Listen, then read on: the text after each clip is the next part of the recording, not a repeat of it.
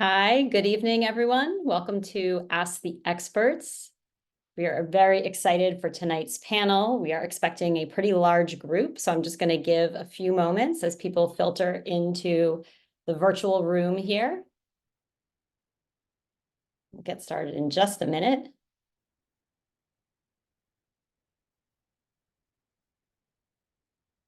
Welcome to everyone who's joining. We're just taking a moment to let everyone filter in before we dive into tonight's panel.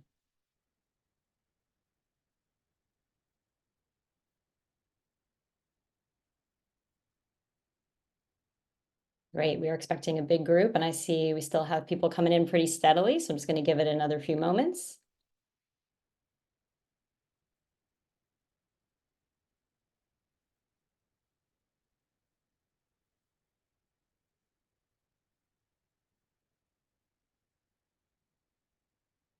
Okay, all right, well, welcome everyone to Ask the Experts presented by Summit and Appleruth. We are really excited for tonight's panel and to have our moderator, Paul Kanarek, here.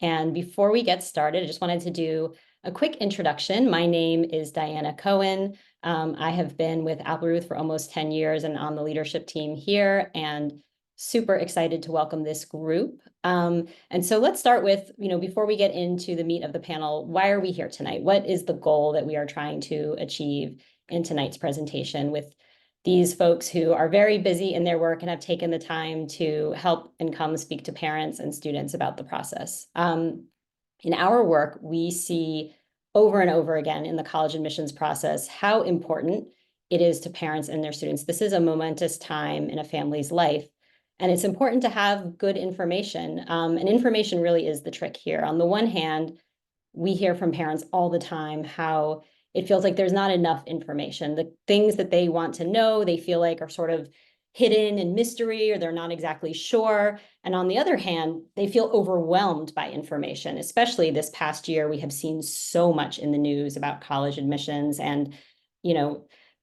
social media, love it or hate it. As parents, we see different things posted, or we may hear things at different parent groups in school, and it is so hard to know what to make of all of that information and which of it to trust and what's accurate or what applies to my child.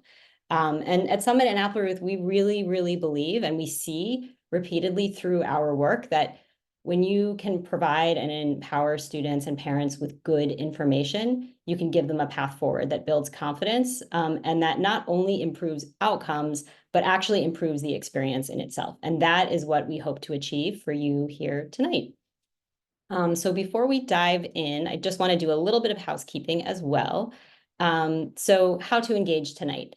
Our esteemed moderator, Paul Kanarek, who's a educational founder, leader, expert in this space, will be leading us through the panel, and we'll be introducing our experts in just a moment.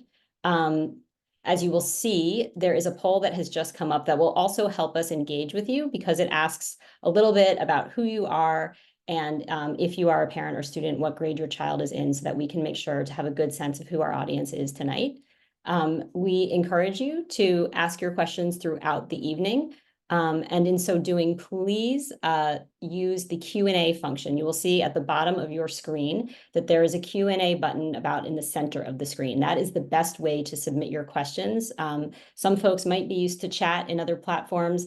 Please don't use that, because it won't show up where we need it and we won't be able to address your questions. So please use the Q&A function, and we will monitor and moderate that throughout the night.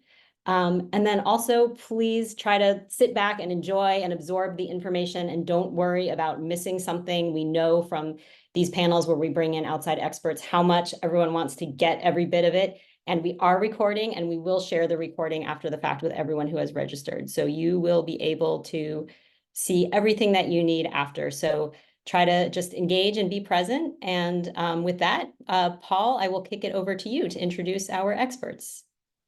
Thank you. Apparently, I am esteemed. That's quite the promotion for me. Just so you know, the results of the poll were that most of the people on this call are parents of sophomores and juniors in college, and thus we'll sort of orient ourselves along those lines. And we will be checking Q&A quite frequently. And when we were meeting ahead of time, sort of our mutual goal is to share the truth as we see it and answer your questions as directly as possible. And so we're going to flow around the panel, and we're gonna do this in order of football talent. So Ashley, you obviously will be going first. And Ashley, what I'd love you to do is introduce yourself, and then talk about something about Georgia that people just don't know that you think is really cool based upon your time spent there. And you have the virtual floor. Thank you so much, Paul. Good evening, everybody. My name is Ashley O'Kane, and I'm one of our senior assistant directors at the University of Georgia. I've been with the office for just about 9 years now. So been around a little while, still things are changing all the time. So it's for us as well as you all. I know it stays, we keep you on your toes and changing things, but we are also navigating those waves. So trying to keep you all informed, and just like was noted by Diana and Paul, here to hopefully help answer your questions, make the process a bit less stressful, as much as we can at least. Fun thing about the University of Georgia, there are a lot of fun things, but in the spirit of, I'm glad I'm not on the football field responsible for our victories. But we will go with a little fun fact that has to do with our mascot, which a lot of you may know, is the bulldog. But we actually were the University of Georgia Billy Goats way back when, before we became the Bulldogs.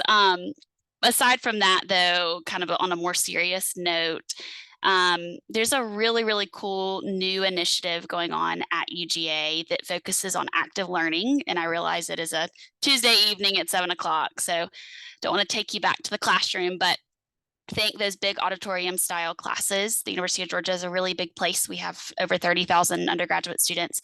So those big classes, they can't go away entirely, but over the next, I'd say 5 to 7 years, the way that students learn and professors teach at UGA is going to be crazy different. And so I hope you're able to come visit us. More case-based learning. So think not teachers talking at you, but really having the student as the central focus. We'll talk more about that later, but I'll kick it over to whoever Thank is you. next. I guess the Orange Men are number 2 in this game. Kenny, you have the floor. Great. Thank you, Paul. So Kenny Sawada, Syracuse University. I'll give you a couple of fun facts about Syracuse. One is that there's this beautiful stairway that leads up to our outdoor stairway that leads up to our music building. And I just found this out recently after having worked for SU for about 8 years now, is that there's 88 steps leading up to that music building, which is equivalent to the number of keys on a piano. So that was a neat, I love the design and how that was taken into account while they were creating that way back when. The other fun fact is that our school color is currently orange, but our original school colors were pink and green. So pink and green for about 20 years, and then students revolted against it. And then so now we're orange. I can just imagine them with, this is revolting, and off they go. Carol, bring it home. All right. So we don't have football. We got rid of it in 1958, I think it was. So I'm Carol Conker with the George Washington University, located in our nation's capital. And it's really great to be with you all tonight. The best part of these kind of programs is that you are getting ahead of your questions as you're guiding your child through this process, and you are able to be their guide. So we're hoping we can answer some of those questions that you have. So some things, besides the fact that we're located in our nation's capital, just 4 blocks from the White House and a 10-minute walk to the National Mall. One of the things I love to share about GW is that we have the second oldest newspaper in the city of DC. It is our GW Hatchet. It is completely student run and donor financed. The university has no say, no editing process, no censorship at all. So that's a very cool thing. So the second oldest newspaper in DC is our Hatchet. I'm not sure if the term hatchet job comes from that, but I'm just going to go with it. Something you should all know as an audience. Each of our 3 panelists is active on the admissions side of their respective universities. These are the people who review applications, train people to review applications. They have an insider's perspective that is sort of like pretty close to gospel. It's one of the reasons we're so excited to have them here. My name is Paul. I've been in this space for about 40 years. And the one thing I'll share with you is back in the 80s, I began to run a poll of the students I worked with. And the poll only had one question. And the question said, did you get into one of your top 3 choices for college? And in the 80s, about 90 to 95% of the kids consistently said, yes, I got into one of my top 3 choices for college. Well, flash forward to 2023, which is the last time I did that survey. And I said, what percentage of you got into one of your top 3 choices for college? And the answer was 92% of the kids. So all of this angst, all of this derm, all of this passion, we want you to know that the outcomes are consistently really good. It's not, is my kid going to college? It's simply where. And we get to be part of the joy of helping you make that discovery. We're really fundamentally in the just say yes business rather than be in the reject people from the assembly line business. And I wanted to sort of set that tone so that you understand the framework for the next question, which will go to Kenny. By the way, I see the questions piling up. I promise to weave them in. Kenny, there's this growing perspective, particularly fed by Common App, that you click a button and then everything just disappears into a black box more. And there's like no sense of what happens there with the applications. Can you speak to when an application shows up? How do you take care of it? How do you love it? How do you process it? And then Ashley and Carol, same question to you when he's done. Yeah, for me, I mean, I think there's similarities across the board with different colleges and universities. Of course, there are going to be differences as well. But for our institution, for example, we have multiple sets of eyes that are going to be on every application that's submitted to us. Students take the time to craft their application. And so we're going to take our time to make sure that we comb through every application to see how much of a fit a student can be on many different levels. So for us, we have our initial admissions reviewers who are going to read applications. And then someone like myself is a secondary reviewer, and I'll be overseeing those decisions. And then there'll be a committee as well after myself. So I guess one thing to note is that you're going to have multiple sets of eyes looking at your application and combing through to see if the fit is there. Ashley, I see you nodding. Keep going. Everything Kenny said. No, all schools do things a bit differently, like I noted before, but similar to Syracuse, the University of Georgia, every application at least has 2 sets of eyes. A lot of them have 3, maybe even 4. To try to keep this as brief as possible, but give you the most insight. Every student's application is reviewed holistically. And that generally means about the same thing for colleges that do holistic reviews. For UGA, there's an academic review, and this, I'm not talking your GPA and the straight numbers. When a reader is actually reviewing your application academically, test scores, for example, they're not evaluating that because they're looking beyond just the number and just the transcript. They're looking for grade trends. They're looking to see, did you have a dip in 9th grade and then you rebounded while upping your rigor of coursework? So that's another component of that academic review. And what do your teachers say about you? What does your work ethic look like? Your maturity level. And then on the flip side, there's a co-curricular review. Very much not a robot reading and reviewing your essays and your co-curricular involvement and your resumes. We spend about 6 months, about 5.5 months of the year. We, as in myself and about 30, next year it'll be even more, individuals reviewing your applications and reading and evaluating. Carol, you've been doing this, as we mentioned in our meeting, for a long time, like upwards of 25 years. Mhm. What do you want to share with these parents as you've engaged in this deeply human journey? Right. So that's a great question. I think I definitely agree with both what Kenny and Ashley shared. I think one of the things that students and families need to be comfortable with is to encourage the student to be authentic throughout every stage of the process, including how they communicate with us through email and when we meet them at their high schools or in college fairs, and then later through the application. And then after that, through what we call our yield season, where we start to engage with students again and show off our campuses and all of that. So the reading of the application is like, it's kind of this wonderful relationship we started in the fall when we're meeting with students. And then you actually get to know the student, through their application. whether it's their, through the essays they're writing or the activities they're involved in, because we're all building communities on our campus. And obviously every application group every year is going to be different from the one before and the one after it, including how the student body is shaped. But we're kind of going through that. And you've probably heard these phrases of gatekeepers. It's really not about that. It's more about community building. And so we're really looking for students that are going to be successful contributors to our campuses. And so that's where this process is about. So there is a human element of it. We know our institutions where we may be given some directives, like for instance, and I believe that probably the two colleagues here are similar. At GW, students have to apply to a certain school and their application is reviewed with that particular school in mind. So if a student applies to our art program, to our art school, and that portfolio is required, that portfolio becomes a part of the conversation.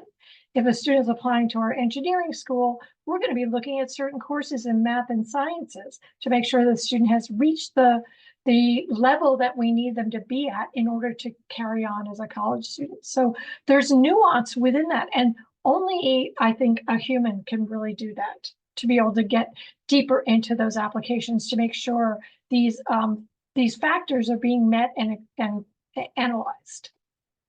Ashley, I want to give you a heads up on the question I'm going to ask because it came up in the Q&A.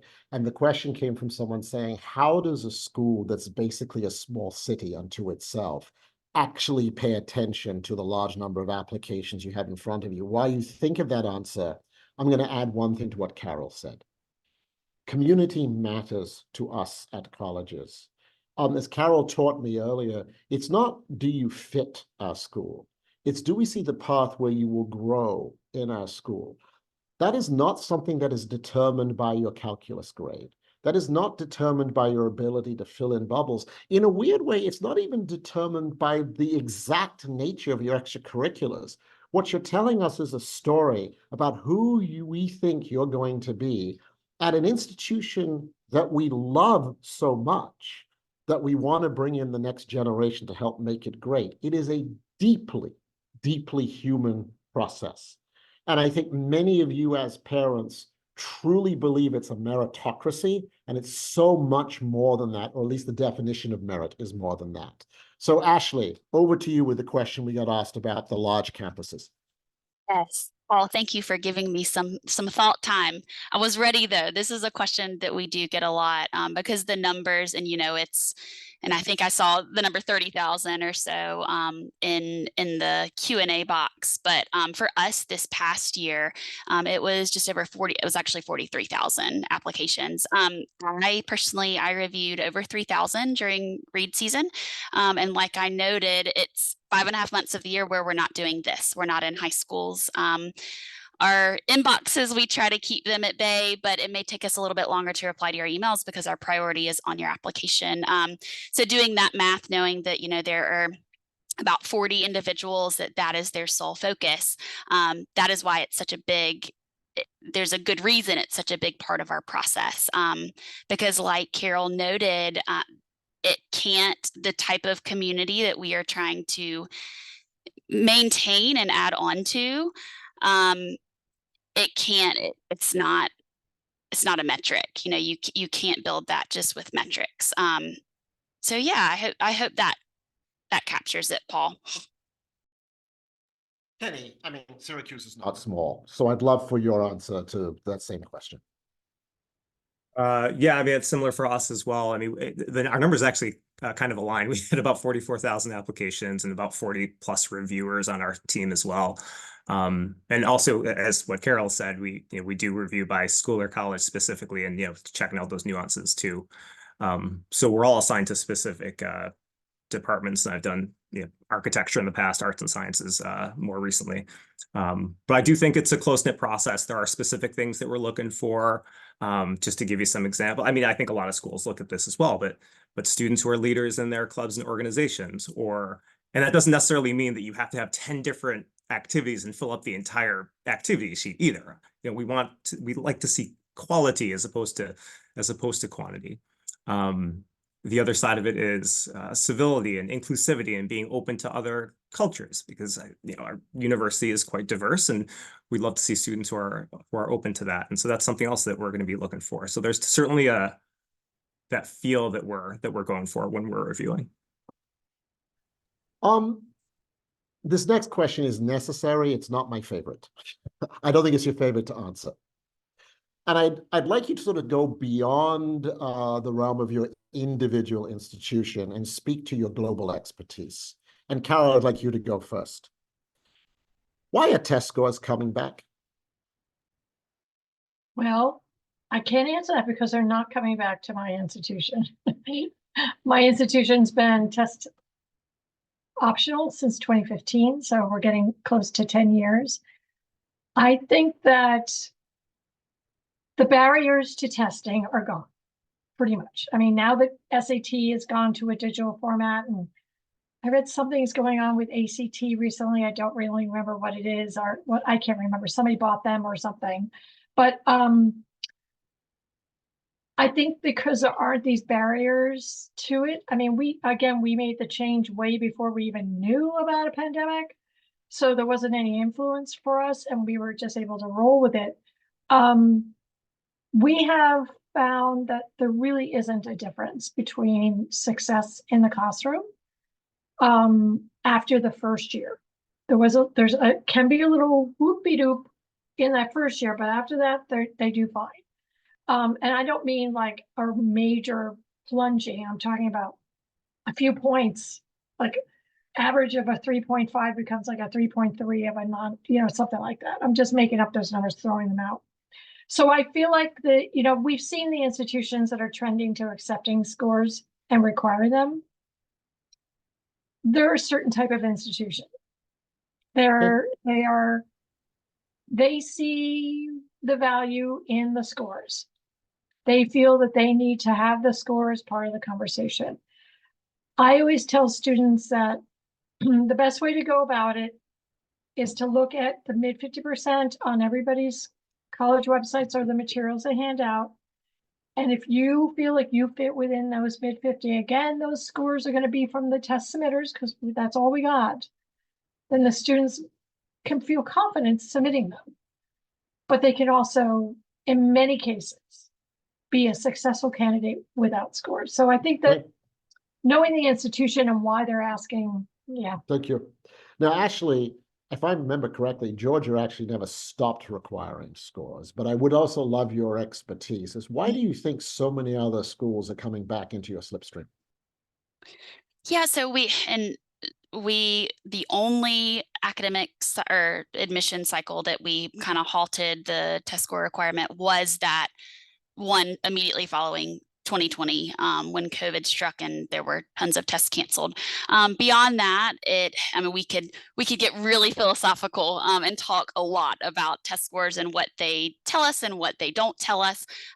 We at UGA, we're required by our governing body, the Georgia Board of Regents, and won't bore you all with too many of those details, but essentially we are told top down, we are a state institution, we're the flagship school of the state of Georgia, that we have to have an SAT or an ACT score.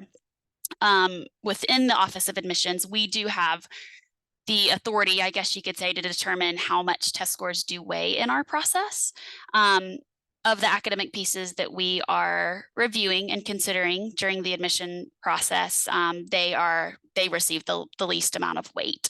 Your GPA over 3+ years and your rigor of coursework receives more weight, but it is a factor. And so, much like Carol said, it's a little trickier that you don't have the option to send them or not, and whether you're confident with them compared to our mid 50% range, but knowing that our process is the way it is, it's designed to where we're able to take a lot of things into consideration. On a global level, again, we could speculate and be very philosophical in the way we have this conversation. I feel like test scores, it's hard to imagine test scores not being a thing. Maybe one day they will fade out and more schools will become test optional. University of Georgia, I know that our leadership, would love to be optional if we could be. We're just not able to because of that. Thank you. Kenny, same question to you. Bring it home.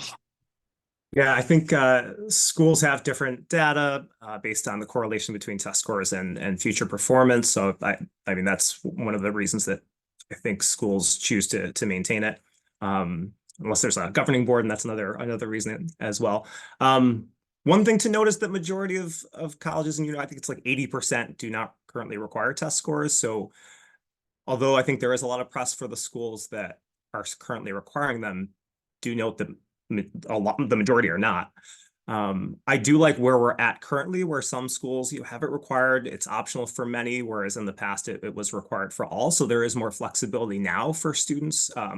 And the advice there is to go for it, to do your testing, to do your best foot forward, and then just know you have some options from there once you've taken the test, both tests.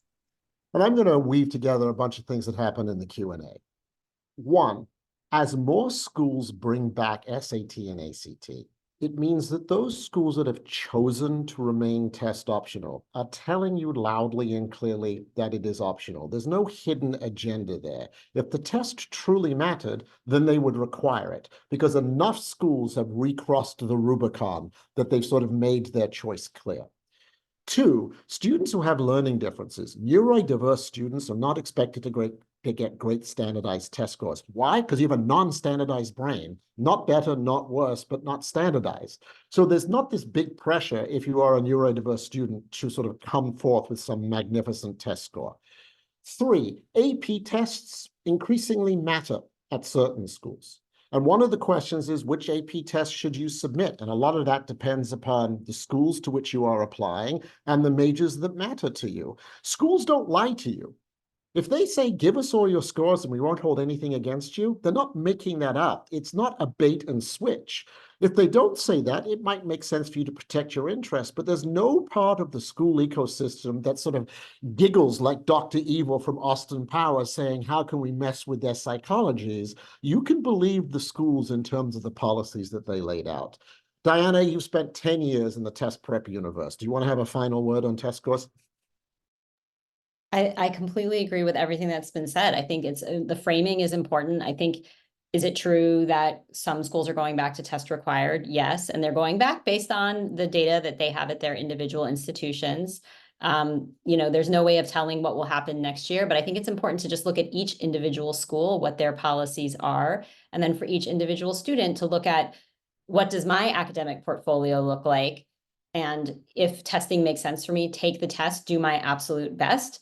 And then see, like anything else in a college application, it's part of the portfolio that you bring to the school, right? And so if there's a school that's a little bit of a stretch in terms of those scores, maybe you think twice about submitting them. And if there's a school where you're right in that range, or maybe even at the top of it, my goodness, like that would be, I would imagine the experts here could say better, but I would imagine that would be an asset. So I think it really comes down to, it's hard to make global statements. It's so individualized by the school and its policies and the student and the schools that they are looking at, would be my take.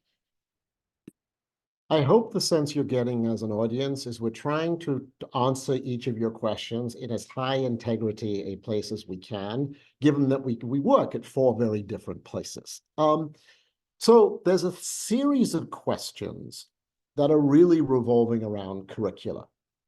One of them is, it better to get an A in a regular class or a B in an AP class? That's one of them. Another is, how many APs is enough APs? Another one is, what's better, an AP class or taking the class at college? You're nodding and laughing because they're variants of questions you've heard thousands before, but here's the one I want to give you.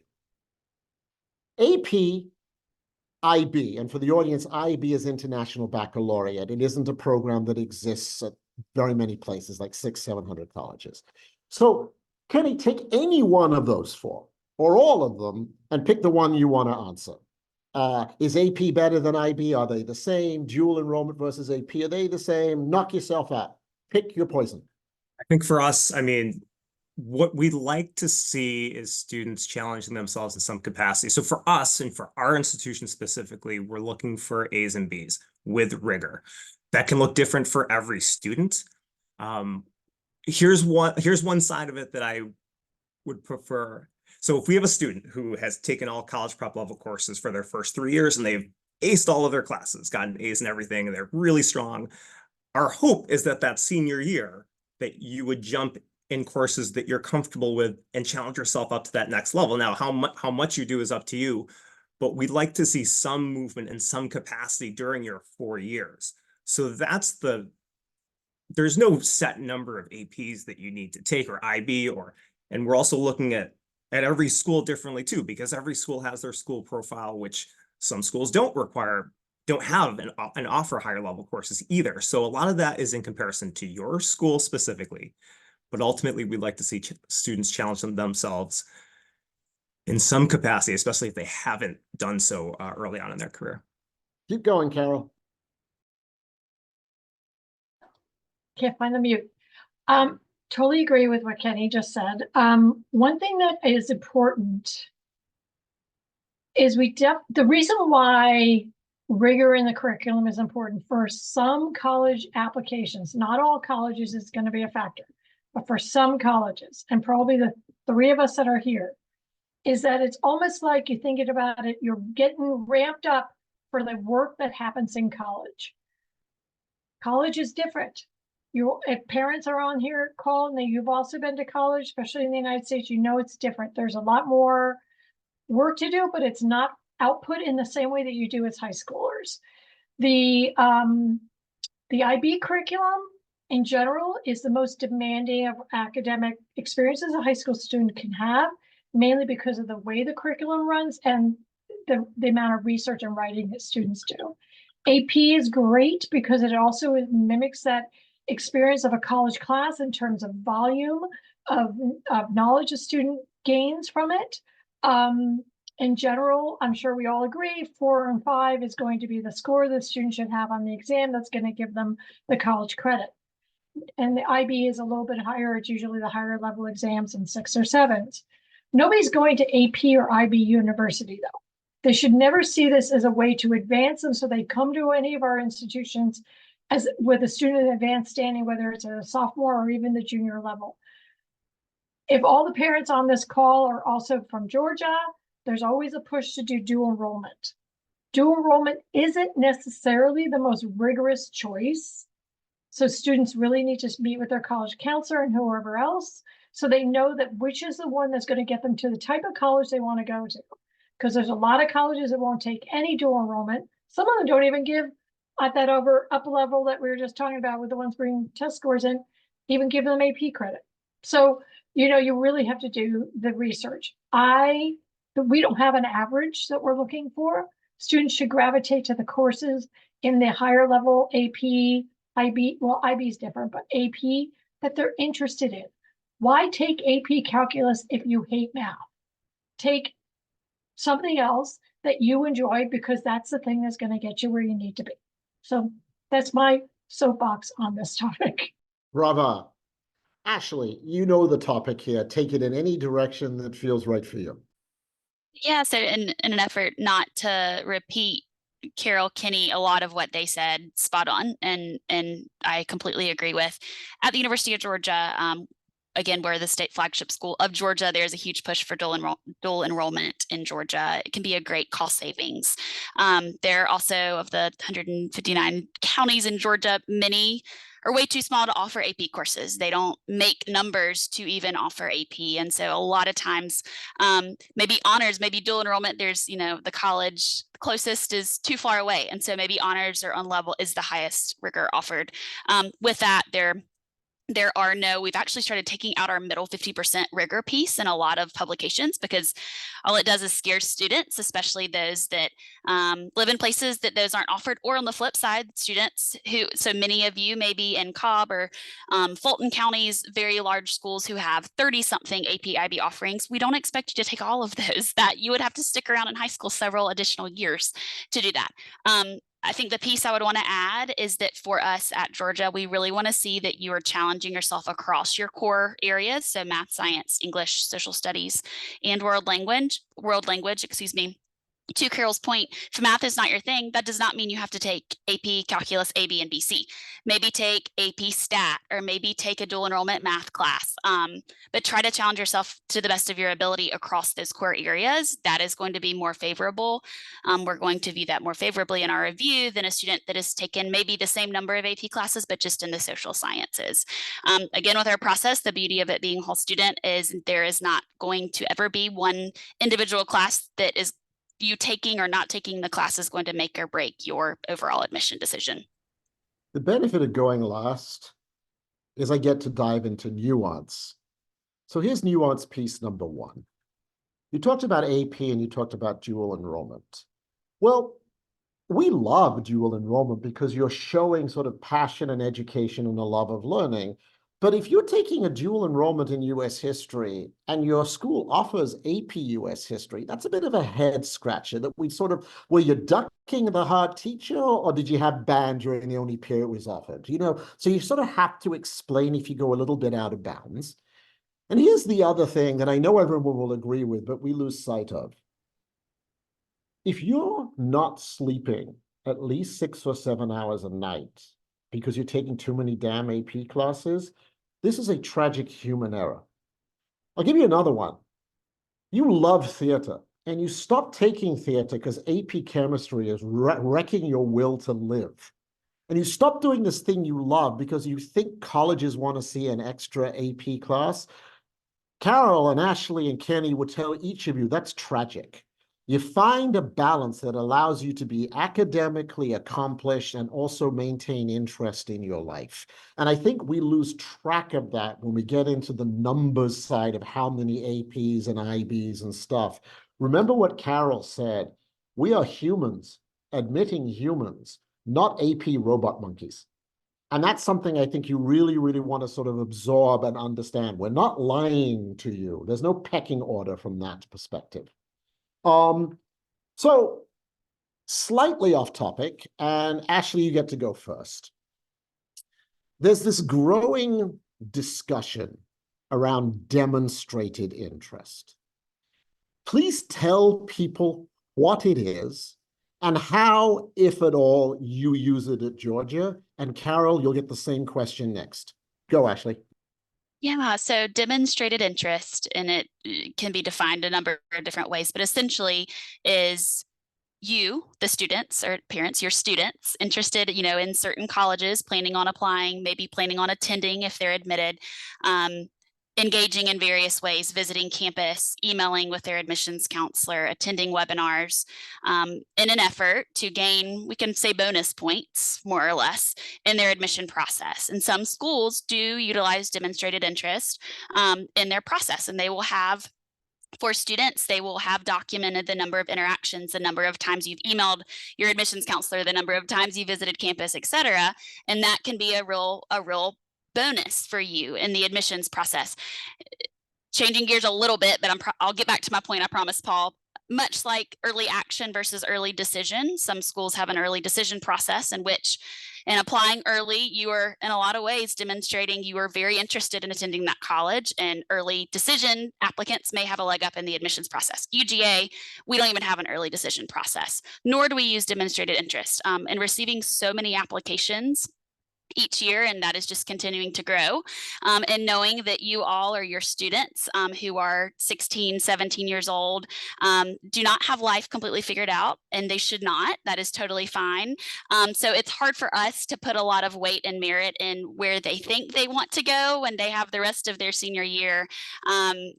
Lots of, their mind could change with the drop of a hat. So demonstrated interest is in no way used in our process. We are here, we as in admissions representatives, and I cover all of Cobb and North Fulton County as well, here to help. So reach out to me if you have questions, but also don't feel obligated. Know that I'm not putting a mark by your name when you email me.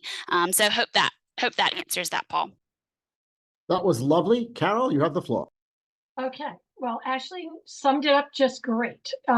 Essentially, it's you get the points if you do the outreach. The most important question students need to ask the colleges they're interested in, do you use demonstrated interest? Start that off first. Do not send me a zillion and one emails and turn me into your personal assistant because you think George Washington University uses demonstrated interest.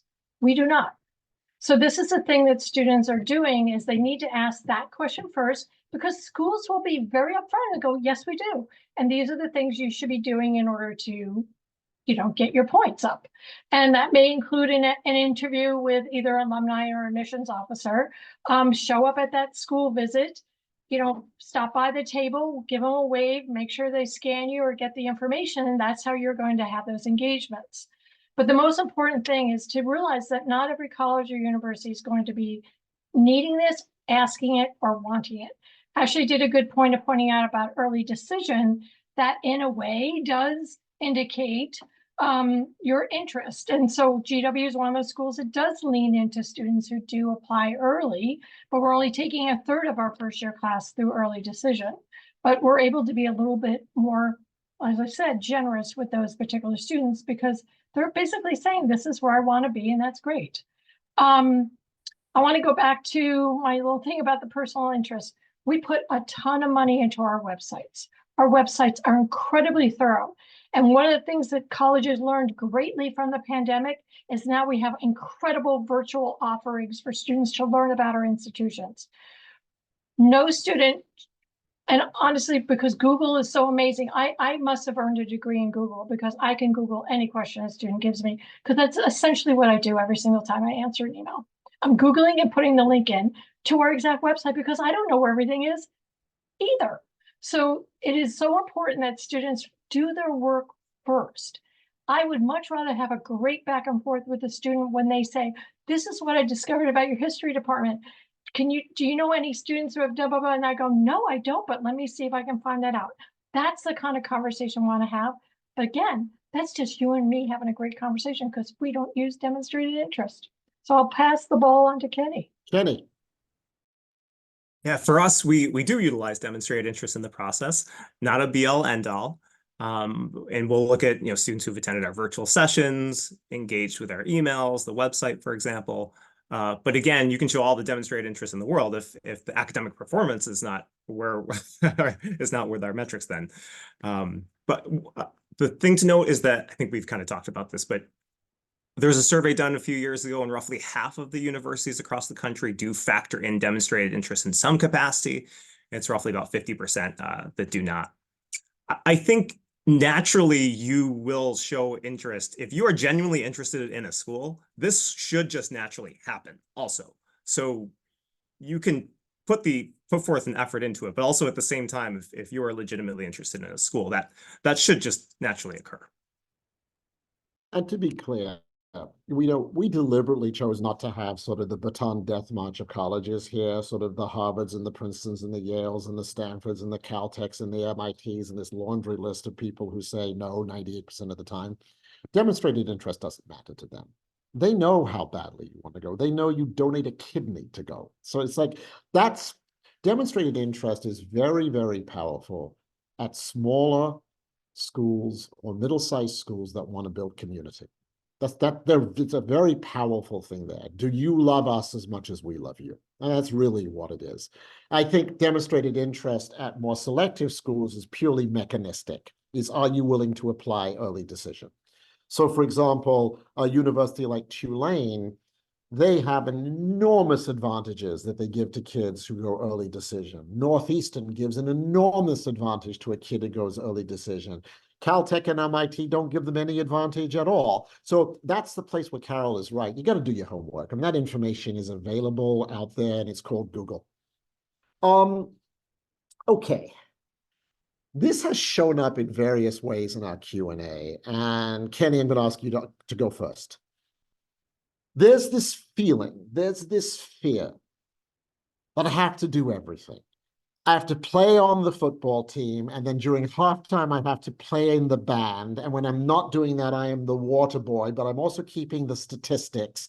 And I got to check every single imaginable box. I got to do community service. I've got to be an officer. I've got to create my own club. There needs to be a proton named after me. I have to have a patent. I got to do more. Kenny, disabuse them of this notion, please. Yeah, first thing that comes to mind are students who are just not able to do it all, to do much because they have family responsibilities. Perhaps you're a single parent household and you're taking care of younger siblings, doing things around the house, whatever reason. Just note that we're looking at activities, but as I forget if I said it earlier or in the pre-conversation, but your goal is not to fill the 10 full spots on the application for activities. Again, we're looking for that quality. I have a high school senior currently who just having gone through this process, and I can't believe the lack of sleep he gets just based on a few simple activities that he does. Playing on the baseball team, and then he plays some video games on the side. But it takes up an exorbitant amount of time, even through the winter, up in the Northeast. So I think it would be devastating. And we talked about this earlier, right? About like, you need to be able to live your life, especially throughout high school, while also putting forth the best application that you can. But it doesn't mean that you need to do like everything that Paul had just listed out. There's no way. Kudos to you if you are one of those, the rare breed that can kind of handle everything and do that. But colleges need all different types of people. And there are an immense number of colleges out there who all need different types of people. So just know that your goal isn't the college process. Your goal is to be a high school student first who happens to be applying to colleges. Ashley. I could find my mute button. You would think that we would all be good at this by now. I mean, Kenny, you summed it up in terms of that contextual piece of students come from different backgrounds. They have different responsibilities. Some students help supplement their family income. They work at a family business, et cetera, et cetera, et cetera.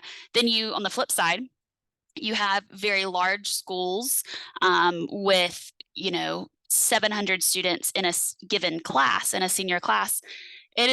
It's going to be pretty tough for you to be the leader of any club, the president of any club, because there's going to be a lot of competition there. Context is hugely important in our process, and that is why we take such a long time to review applications. Another thing to point out, this concept of a well-rounded individual or well-rounded student, who among us really is well-rounded, is a perfect circle? The world would be an incredibly boring place if we were all well-rounded. One of our former admission directors, he used to talk about, those students with the points or the edges, the music kid that they are in the band. They're not on the football team though. They're not the water boy. They are the one conducting the band. They're going to band camps. They're doing district level, state level stuff.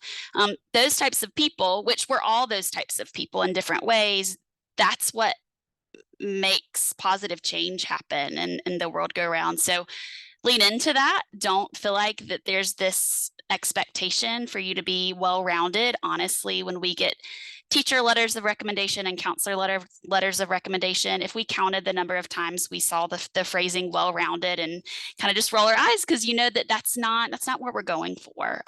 So it's all about context. Give us that context. We only know what you tell us. There's multiple areas, special circumstance sections, places for you to tell us things, sometimes things that are hard to disclose. Know that your application is confidential, and the more information we have about your current situation, hard things you've been through, helps us to understand your application better and review it more thoroughly.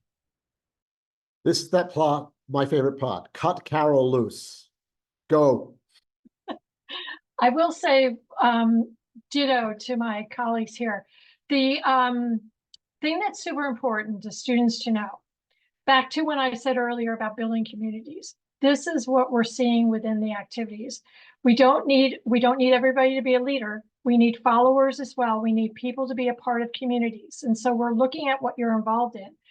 There are some round kids that do it all, but most people are edgy or pointy. Most of them, like, I have no interest. I would never join the math thing, but I was an art kid. Everything I did was art related.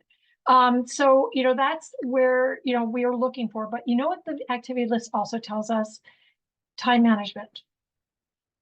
Time management is essential for college success.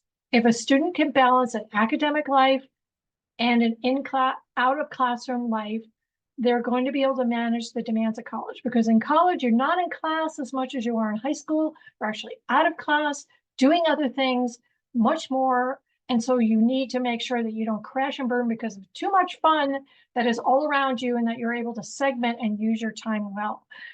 One thing I do want to point out for students, do put things into the activity section of the application. Most of us are using the common application. My institution uses it exclusively. And if you do feel like you're going to add a resume or attach it to another section of the application, do write into that section, my resume or my list of activities can be found in this area, because we read through the application in a very systematic way. And there's a lot of times we'll get up to that activity section and it's blank. And it looks blank. There's no X lines that are waiting. It just looks empty. And you're like, okay, this is not good. And then you start to make notes. And then 2 pages later, bam, there's that resume just been snuck in somewhere else. Ashley mentioned the additional information section. That's a really helpful section to explain maybe why you didn't have as many you started your activities late in high school, or maybe you ended them because you had to go and work 30 hours a week, or you had a sick relative and you had to come home from school in order to be there at home until your parents got home from work. That's what it's for. It's not to sneak in a sneaky extra essay because you love to write and you really want to add another essay. We only need that one from the Common App. Follow along with the directions. Do not try to, because we're not going to read it. I'm telling you, we might skim it, but there's one essay and that's the main essay. So I needed to get that little plug in there. All right. Pro tip number 1. List your activities in their order of importance to you, because it's going to sing throughout the rest of your application. Don't try and impress us. Impress yourself. This is like, what do they matter to you? Pro tip number 2. I don't really care if you're the vice chairman of the left-handed. What I really care about is, why are you doing this? And this activities is almost like a tweet where you have a little opportunity to tell me just a little bit something more about yourself that isn't mundane. So those are 2 pro tips as to how to handle the activities. And the other question we get all the time is a job an extracurricular? Of course it is, particularly if you're helping support the family or saving money for university, and even more so when you're serving other people. There's a big difference between sort of running the back office at your mother's insurance company and being on the front end at Jamba Juice, spraying blueberry juice all over your colleagues. They're very, very different experiences. And my final piece of advice here, pick interesting over perfect. In fact, I think that applies to almost anything in this particular story. As we run up against time, and I've been trying to type answers as we go, and there's still 24 questions we didn't get to. Kenny, I'm going to put the word sage in front of you. You get to be Sage Sawada. What final piece of advice do you want to give to our parents as they sign off into their night? I love that, Sage Sawada. There's 2 things that come to mind coming from an article I just read about how toddlers have traits that dissipate by the time we're adults. And I kind of equated it to the college search process. So there's two things that toddlers do really well that we have stopped doing. And one is asking dumb questions. And as there's gonna be so much information that you're gonna need to find out whether school looks for demonstrated interest, or what that mid-range is for test. Make sure that you ask everything under the sun, because ultimately this is also a financial decision as well, on top of being an academic and social decision. So make sure you answer every question. Don't be afraid if your student is embarrassed by your questions, maybe in the midst of a tour. And then the other piece of advice and thing that goes away is just having fun at a moment's notice. And we kind of a little bit lose that as adults. And so I encourage you in this process that my hope for you is you make this as fun as possible, learn a lot about each other with your students learn a little bit about their parents as well, and that it's enjoyable, because that's our hope for you, is that this is not stressful for you, and that this will be as as smooth as possible. So I got away with alliteration with Kenny. I got no chance with you, Carol. So you get to wear the guru hat. What does Guru Carol want to say to the parents who've spent this hour with us? Okay, so this is going to be the non-fun thing. If financial aid is an important piece of your family's ability to afford college, applying for financial aid, which let's hope FAFSA returns to its fall deadline, it is done simultaneously while the child is applying to college, not once you hear the admissions decision.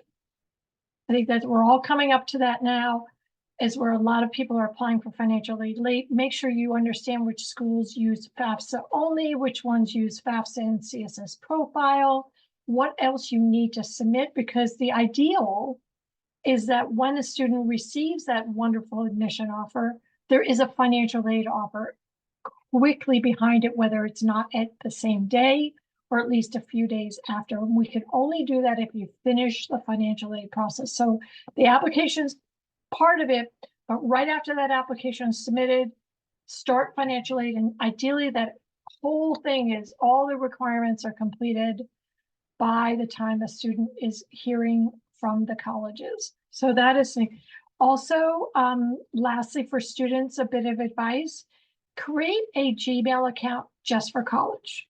Share it with one of your parents, maybe both of your parents. That way, all those emails are going to one email address, and it should be your first name, dot, middle name, maybe college is in there, just so you know. Use that address consistently, because that way you are not getting your own personal inbox flooded. We send a lot of communications. That way you can filter out and get rid of the ones you're no longer interested in. Make sure, so those are my 2 bits of advice. Well, we got a sage, we got a guru. So Ashley, the only one I can think of that's left is Sensei. So Sensei, what advice do you have? Try to follow up the great advice of my colleagues. And Sensei, I've never gotten that before, so may have to stick with that. So I really think, so in addition to what both Kenny and Carol noted, focus on the pieces that you can control, that are like within the realm of your control, not to be too philosophical or deep here, but I mean, there's a lot in life that we have absolutely no control over. So parents, and I'm sure I am not a parent myself, but I would imagine that you have learned this somewhere along the way of raising your child. And this process is stressful for them. And as a parent, you want to protect them and bring all things good to them. And so for students listening in, this is the biggest thing that you have done that, you know, you've been in control of maybe ever, and figuring out where you're applying, where ultimately you're spending the next 4+ years. The reality is the harsh reality, but also it should somehow be comforting that there's a lot in the college admissions process that it's not within your realm of control. How many students apply, what those students look like. There are almost 4,000 different colleges in the US alone, between 2-year, 4-year, public, private, huge, tiny schools. It is about fit. I firmly believe that there are many right fits for every student. There are a lot of different places that students can be happy. Speaking to, I know probably a lot of Georgians on the call right now, the University of Georgia, your parents, maybe your grandparents, you're a 3rd, 4th generation Georgia Bulldog, which we get a lot. And also that is why we can't use legacy in our process. I saw that pop up a few times. That's awesome though, if you're following in the footsteps of your parents. But ultimately it's a bit different now, and the process has become incredibly competitive. In the past less than 10 years I've been in the office, our applications have more than doubled. With that, if you want to end up at Georgia, we can get you there, whether it's the transfer process. It's just a little bit, it's not a second best option. It's not a plan B, it's just another route. There are tons of really, really good schools out there. So enjoy your senior year and focus when you're applying for admission on the things that you have control over, and then make those things the very best that you possibly can. Thank you. I'm kicking it to you in a second, Diana. I'm going to answer my own question. 1, advice to parents. 1, center everything in the kid. You'll get a better outcome, and you'll have happier dinners. 2, language matters. We've all talked about this as a process, but processes aren't exciting. Processes are painful. Those are bank loans. This is a journey. Journeys are difficult. You can lose the luggage, the flights can change, but you're going to somewhere really cool and fun and happy. And that's a really good way to sort of reframe this. And the third, I want to remind you what I said at the beginning. Every single one of your kids is going to college, and they're going to be happy once they get there. It's not if, it's merely where. And with that, thank you for your attention. Diana, take us home. Fantastic. We are going to close with one final poll. I hope what you took away from this is that, as Ashley pointed out, there are things that are in your control that you can focus on. And so whatever is the next step that you take, hopefully it's something that is authentic to where you are on your journey, whether that's reaching out to your high school counselor, having a conversation with your parents, taking a visit, or researching a school online. And if there's something in the academic or SAT, ACT realm that you feel like is the appropriate next step for you, we would love to hear about that for you through this poll for Apple, Ruth, and Summit. That's an area where we can help students. But I hope most importantly, what everyone takes away from tonight is that this is a human process and it's not a faceless thing. There are real schools that have individual and unique profiles and real humans who work at those schools who are excited to hear from you. So believe them when they say that they're excited to hear from you. And I hope that everyone will enjoy the process as much as possible. And if there are, if there are any questions you feel like you have not answered or received an answer to, we do want you to have an actual human, and that's me. So you can email me. It's Diana@stravos, STRAVOS.co. You can reach me there and feel free to shoot over questions that may not have been answered yet. We're happy to get you to the right place. Thank you, everyone. And thank you to our amazing moderator and panelists. So appreciate your time and sharing your wisdom with our audience tonight.